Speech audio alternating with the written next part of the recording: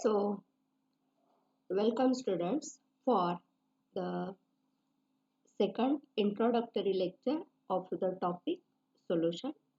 Last lecture we have seen the concentration units here and definitions of solute, solution and solvent. Then different types of solutions. All of you know a solution, it is the homogeneous mixture of two or more chemical components. Here, the definition of solution is the homogeneous mixture of two or more than two chemical components. When a solution is made up of two components, then that solution is called as binary solution. Then in short, we can define solute as the constituent which is present in a less amount or less quantity in the solution.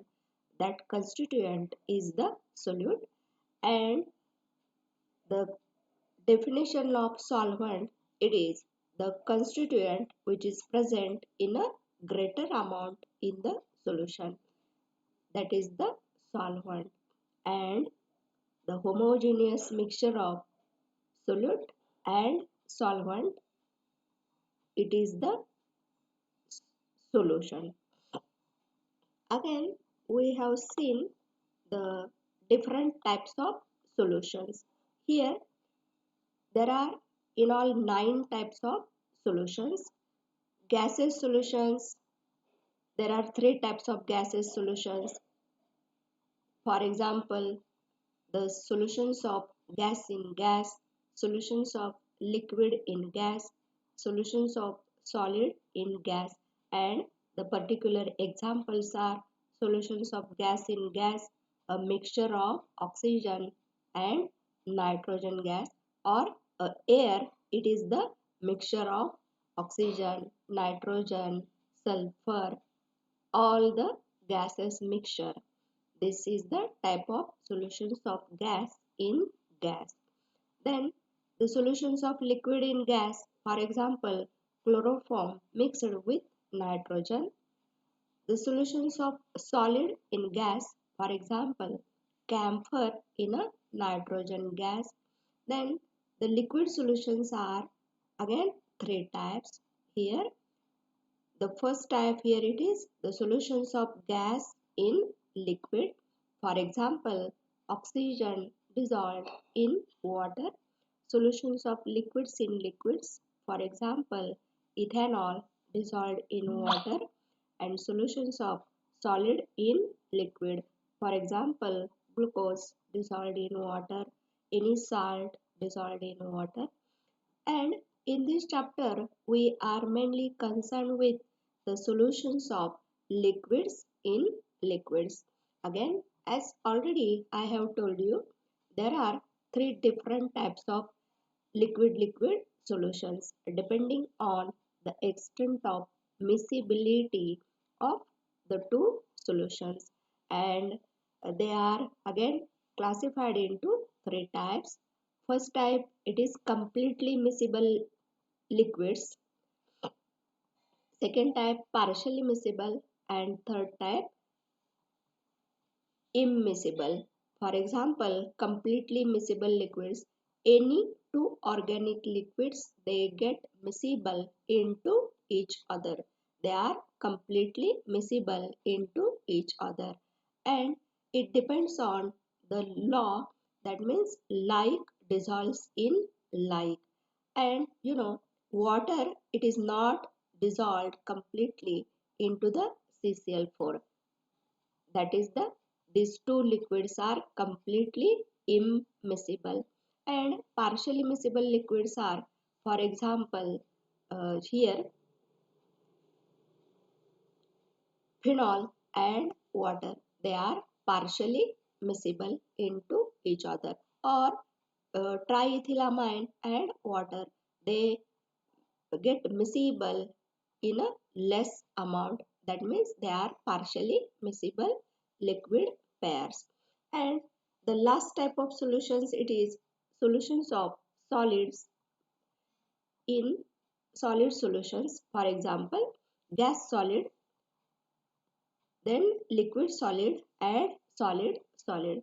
And the example of solutions of gas solids, gases in solid, solution of hydrogen in palladium, solutions of liquid in solid, for example, amalgam of mercury with sodium. And amalgam, it is nothing but when any metal it is in contact with the mercury, this combination it is called as amalgam. And when amalgam of mercury with sodium, it is the example of solution of liquid in solid. And the last type of solution here, solutions of solids in solids. And the best example here it is the copper dissolved in gold or bronze. Bronze, it is the combination of or the mixture of copper and zinc. Here, these are the 9 types of solutions depending on the nature of solute and solvent. And you know, the solutions, they may present either in a gaseous state, liquid state and solid state. Then again we have seen the concentration of solution. And uh, the concentration of solution, it is nothing but the amount of solute present in the solvent per unit volume. We express the concentrations in terms of different units, and that units are normality, molarity, molality, mole fraction, then mass percentage, volume percentage and mass volume percentage. Last time we have seen mass percentage, and it is the ratio of mass of the component in the solution divided by total mass of the solution into 100. We have seen last time. Then the second unit, volume percentage. Here it is the ratio of volume of the component divided by total volume of the solution into 100. Then we have seen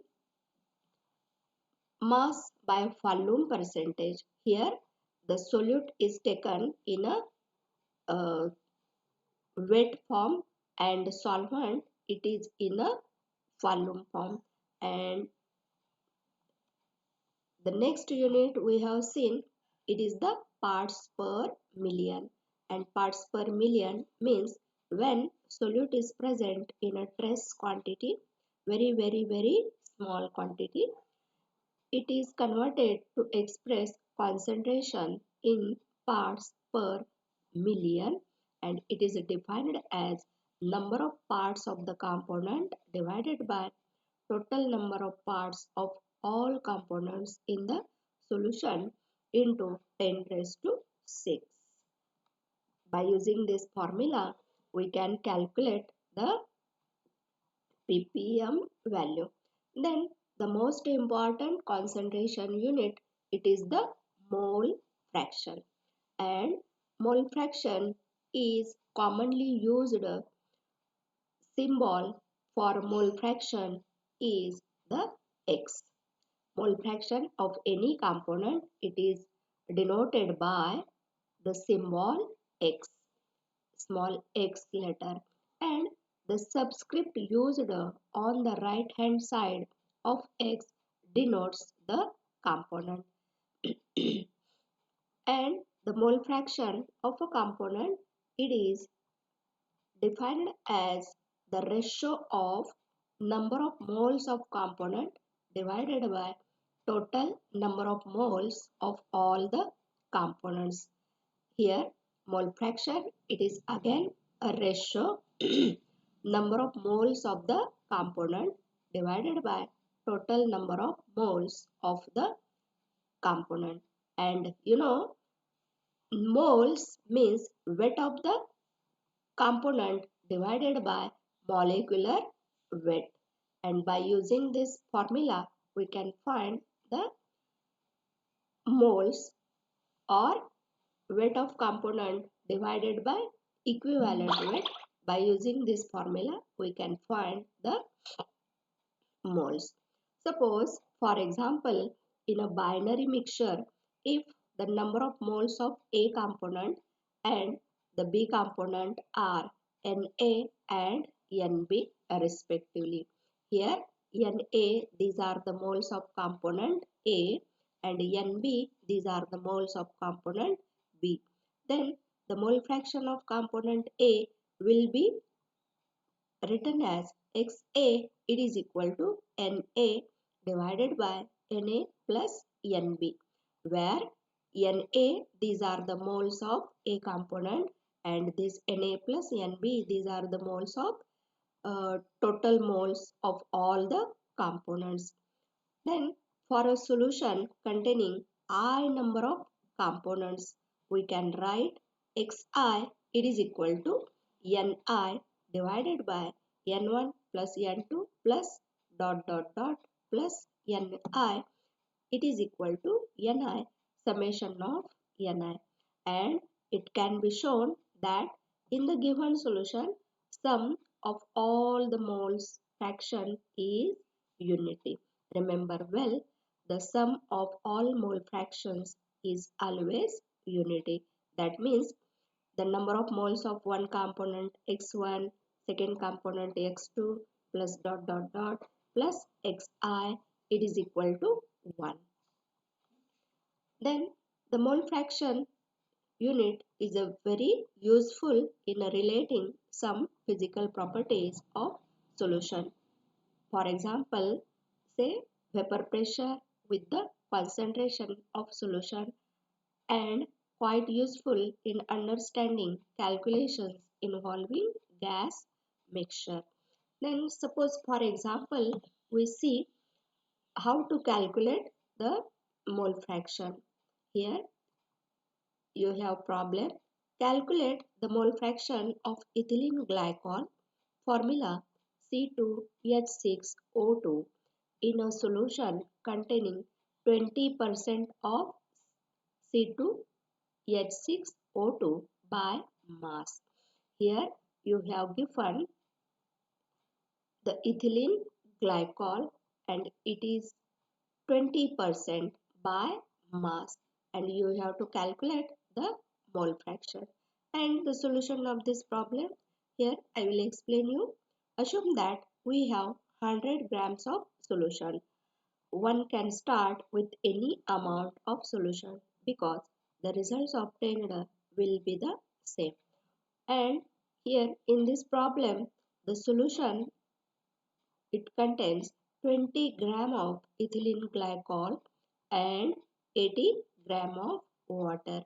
So the molar mass of C2H2 C2H6O2, that means ethylene glycerol, it is equal to 12, carbon value 12, oxygen value 1, O2 16. Therefore, we calculate 12 into 2 plus 1 into 6 plus 16 into 2, and it is equal to 62 gram per mole. Therefore, moles of ethylene glycerol, here weight of the glycerol, it is equal to 20 grams, and the molecular weight of the glycerol, it is equal to 62, and this ratio, it becomes equal to 0.322 moles. I will explain you here once again. The ethylene glycol, that means C2H6O2, its molecular weight is 62 gram per mole. That means, and the moles of ethylene glycerol, it is equal to percentage or amount of glycerol in the solution divided by molecular weight, and this ratio, it is equal to 0.322 mole. Then moles of water, there is a 80% water in the solution. Therefore, 80 grams upon 18 gram per mole, and this is the molecular weight of H2O. O 16 and 2 H. Therefore, 16 plus 2 18. This is the molecular weight of water, and this ratio it is equal to 4.444. Then the mole fraction of ethylene glycerol, we can calculate moles of glycerol divided by total moles of glycerol and moles of water. Here we have calculated moles of glycerol as 0.322 mole, and the total moles of the solution, they are this value plus this value, and the ratio of this it is equal to 0.068. 0.068. Similarly, we can find the mole fraction of water, that means the ratio of moles of water divided by total moles, and it becomes equal to 0.932.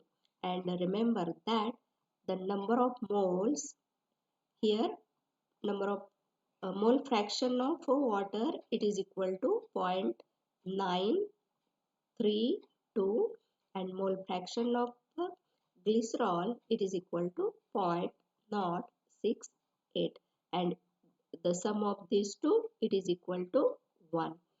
Then the mole fraction of water can also be calculated as when we subtract this value of mole fraction of glycerol from 1, we get the same value here,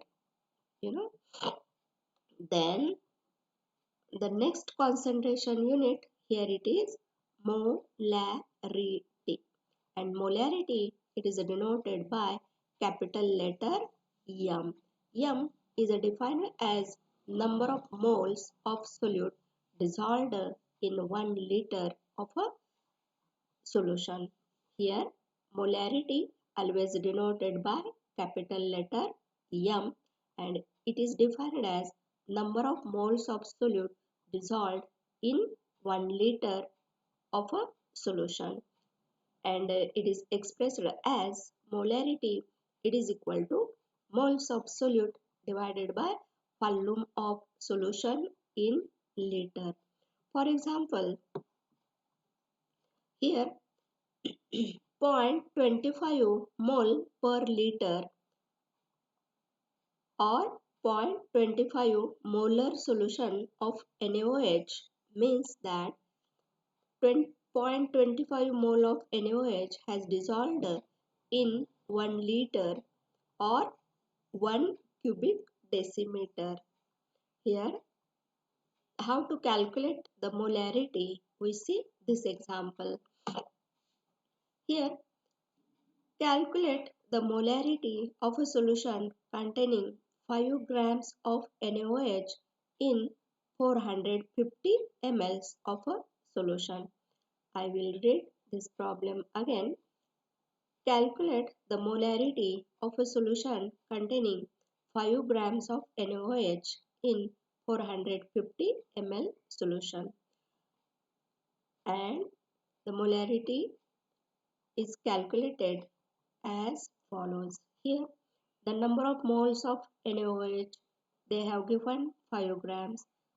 Therefore 5 grams divided by molecular weight of NaOH, it is equal to 40 gram per mole, and number of moles of NaOH, by taking this ratio we get 0.125 moles. The volume of solution in liter, it is equal to 450 ml divided by 1000 ml per liter, and using this equation formula of molarity we can calculate this. Here molarity it is equal to 0.125 moles of NaOH into 1000 ml per liter divided by 450 ml, and it is equal to 0.278 mole. That is the molarity of solution per liter, and we can express this as 0.278 mole per liter or 0.278 mole per dm cube, and this dm cube, it is a SI unit, decimeter cube. This much moles they are present here per liter. Liter, it is a CGS unit, and this is a SI unit, decimeter cube. It is read at dm cube. Then the next concentration unit, here it is molality. The molality, it is denoted by small letter m and is defined as the number of moles of solute per kilogram of the solvent. Remember that in the molarity we have taken solvent in a liters, while in the molality the solvent is taken in a kilograms. And molality, it is expressed as moles of solute divided by mass of solvent in kg.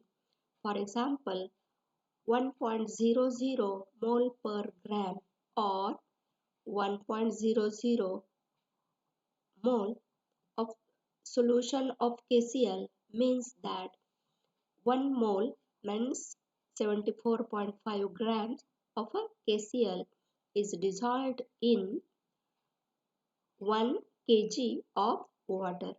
Here small m, it is the molality, 1 molar solution. I will explain this once again.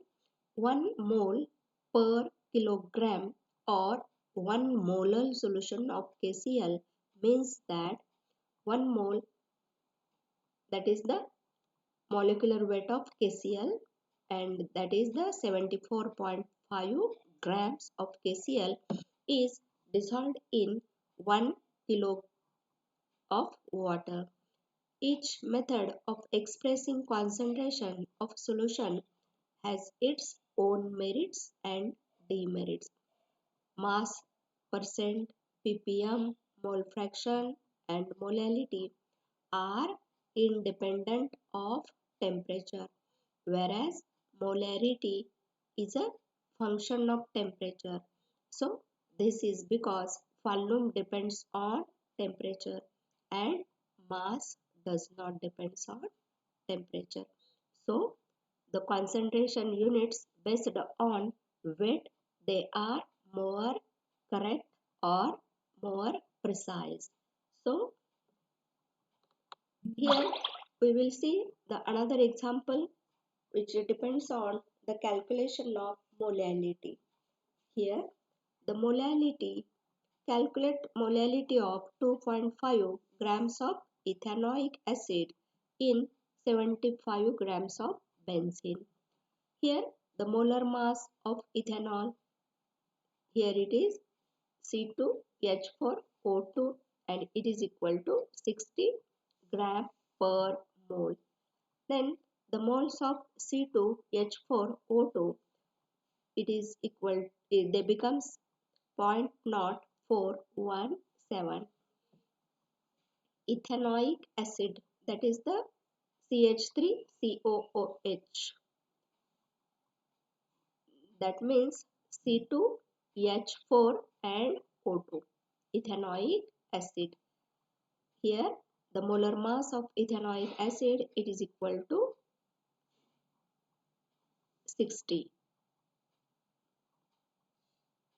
Ethanoic acid means the acetic acid, 60, and the moles of ethanoic acid, they becomes equal to 0.0417, and mass of benzene in kg, it is equal to 75 grams per 1000 gram, and it is equal to 75 into 10 raised to minus 3 kg. Therefore, molality of ethanoic acid, it is equal to moles of ethanoic acid divided by kilograms of benzene, and it is equal to 0.0417 into 1000 divided by 75 grams, and after solving we get this is the answer 0.556, and this is the molality of the solution which contains 2.5 grams of ethanoic acid in 75 grams of benzene. This is the formula used to calculate the molality. Then for the next lecture we will see the Raoult's law, ideal solutions, non-ideal solutions, and how the ideal solutions they deviates from the real solutions, or how real solutions they shows deviations from the ideal behavior. We will see later on.